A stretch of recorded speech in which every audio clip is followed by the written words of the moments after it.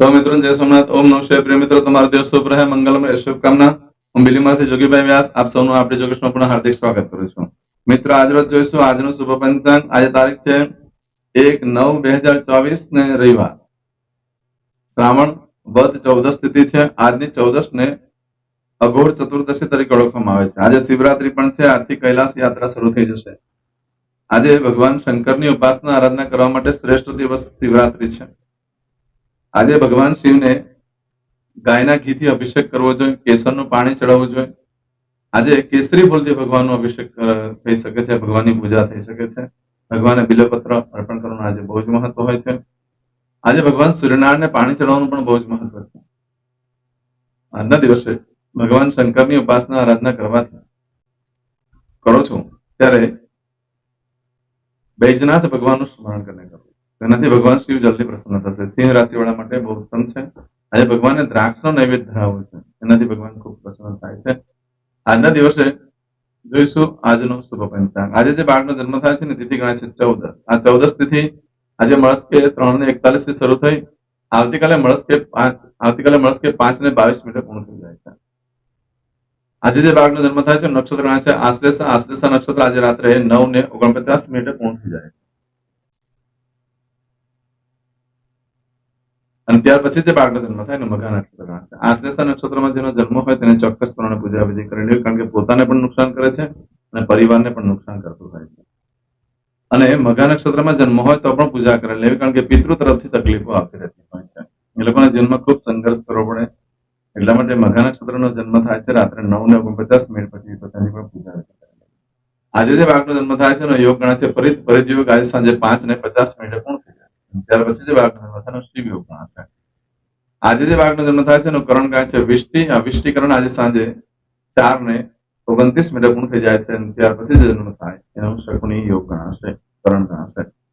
આ 14 નો જન્મ થાય, આશ્લેષા નક્ષત્રનો જન્મ, મઘા નક્ષત્રનો જન્મ અને વિષ્ટિ યોગ, આ બધું જે છે એ ઘણું કષ્ટદાયક હોય છે. એની ચોક્કસ પ્રમાણે પૂજા વિધિ કરી લેવી.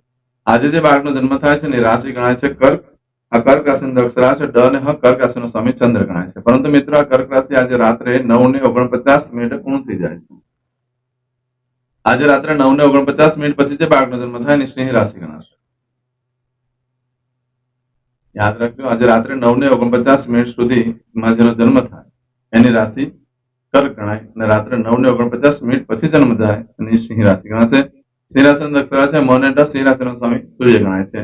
આ સિંહ રાશિ આજે રાત્રે 9:49 થી શરૂ થઈ 4મી તારીખે સવારે 9:56 પૂર્ણ થાય છે. એટલે ત્યાં સુધી જે બાળકોના જન્મ થાય બધાની રાશિ સિંહ ગણાશે. આ રાશિ તિથિ આ નક્ષત્રો કરવાનું બહુ મહત્વ છે.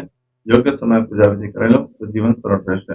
આજે જે કોઈ મારા સબસ્ક્રાઇબ મિત્રોની વર્ષગાંઠ હોય, મેરેજ એનિવર્સરી છે, બધાને મારી ઘણી ઘણી શુભકામના.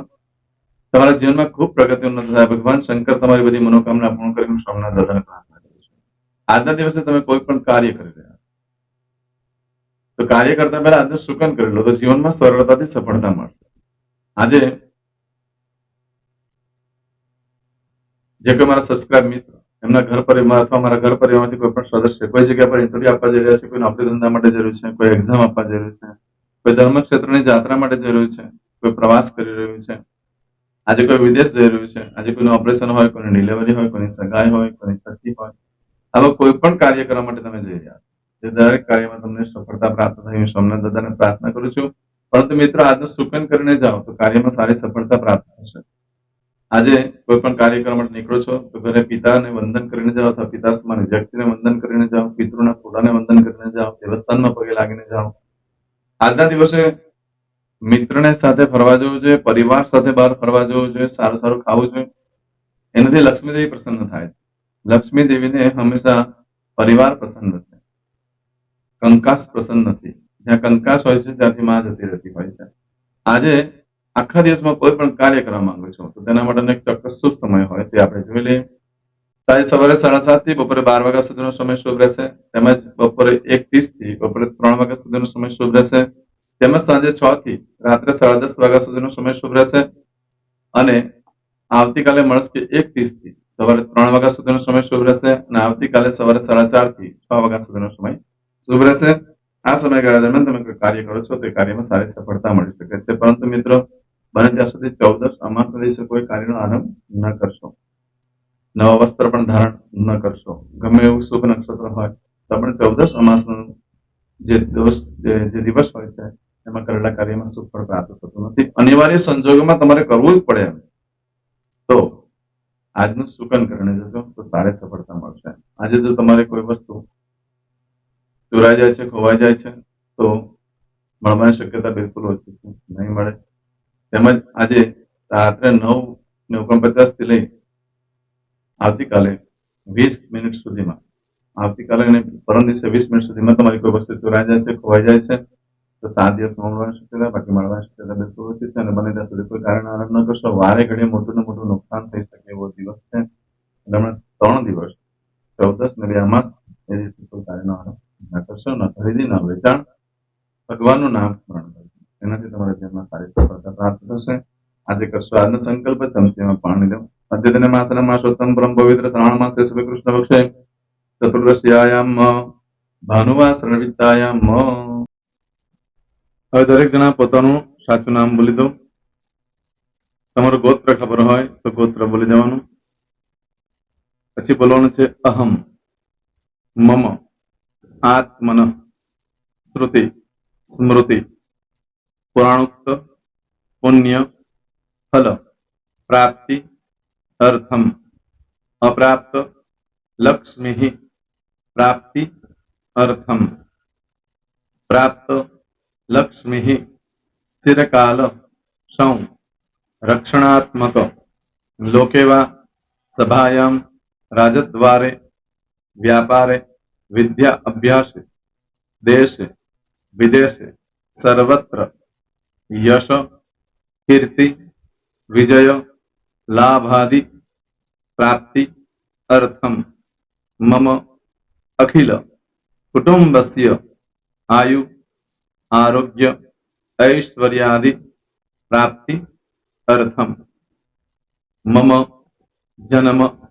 समय, तथा च विप्र, वृंदानां, जन्म, समय, जन्म, कुंडली, मध्ये, स्थित, ग्रहः, गोचर, ग्रहः, महादशा, अंतर्दशा, प्रत्यंतर्दशा, तथा च योग, युति, दृष्टि, मध्ये, शुभ फल, प्राप्ति, अर्थम, भय, रोग, शत्रु, बाधा, दोष, मारण, तारण, मंत्र, तंत्र, अरिष्ट, दोष, पीड़ा, निवृत्ति, अर्थम, भूत, प्रेत, पिशाचादि द्वारा रचित अरिष्ट दोष निवृत्ति अर्थम मम सकल मनवांछित फल. હવે તમારા મનમાં જે કઈ ઈચ્છા હોય તે બોલી જવાનું.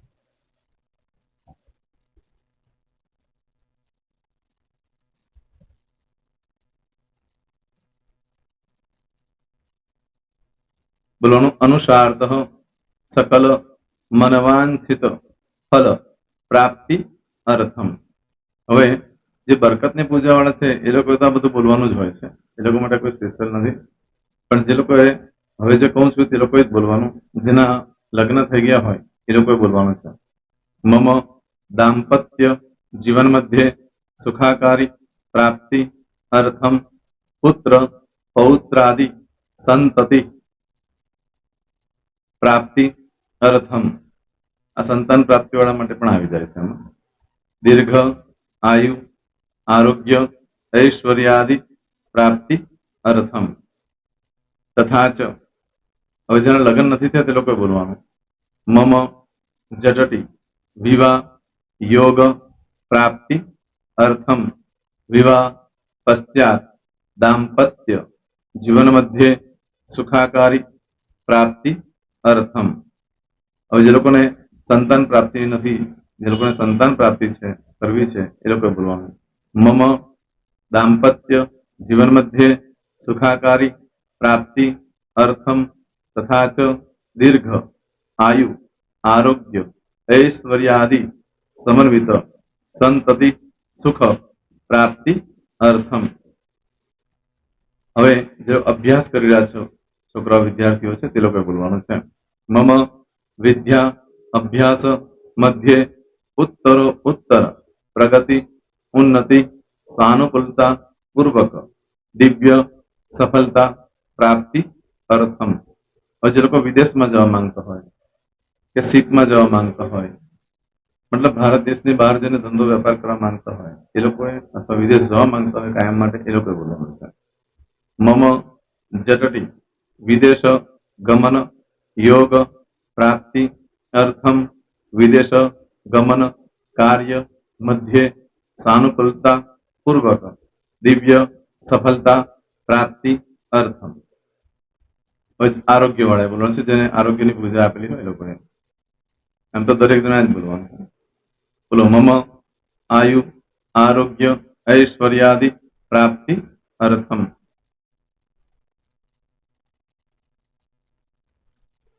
હવે દરેક જણા બોલવાનું. સકલ મનવાંછિત ફલ પ્રાપ્તિ અર્થમ અદ્ય દિને પ્રધાન દેવતાનામ નિત્ય દિન અનુસાર્ધ પૂજન અર્ચન કર્મણિ અહમ કરીશ્ય. પાણીવાળી થાળીમાં પાણી મૂકી દેવાનું છે. હવે તમારી બધી પૂજા જે મેં આપેલી છે એ પૂજા થઈ જાય, અથવા તો તમે રોજ પૂજા કરતા છો, મારી પાસેથી નથી લઈ ગયા, એ પૂજા થઈ જાય પછી ફરી પાછી ચમચીમાં પાણી લેવાનું. અહીંયા વિડીયોને સ્ટોપ કરી દેવાનું. પૂજા પતે એટલે પાછું આગળનું કરવાનું છે. અહીંયા વિડીયો સ્ટોપ કરી દેવાનું અને પૂજા પતે એટલે બોલવાનું છે. વિષ્ણવે વિષ્ણવે વિષ્ણવે નમો નમઃ વિષ્ણુ સ્મરણા સર્વમ પરિપૂર્ણ અસ્તુ. એતાની ગંધ પુષ્પ ધૂપ દીપ નૈવેદ્ય તાંબૂલ દક્ષિણા પ્રદક્ષિણા સહિત પ્રણુ મમ સકલ મનવાંછિત ફલ પ્રાપ્તિ અર્થમ પૂજન અર્ચન પ્રિયદાન નમમ. પાણી મૂકી દેવાનું, પાછું પાણી લેવાનું. પૂજન અર્ચન બ્રહ્માર્પણમસ્તુ. નીચે જમીન પર પાણી મૂકો, એમાં આંગળી ઘસી કપાળમાં તિલક કરી દો. કપાળમાં જમીન પર પાણી મૂક્યું છે એમાં. ત્યાર પછી ભગવાનને કહેવાનું કે હે પ્રભુ, આજે પૂજા કરતા કોઈ પણ પ્રકારની ભૂલચૂક થઈ ગઈ હોય તો અમને ક્ષમા કરજો. અમે તમારા બાળક છીએ પ્રભુ, તમારો ખૂબ આભાર માનું છું. આજે મારી પાસે તમારી પૂજા કરાવી, મારી મનોકામના પૂર્ણ કરી.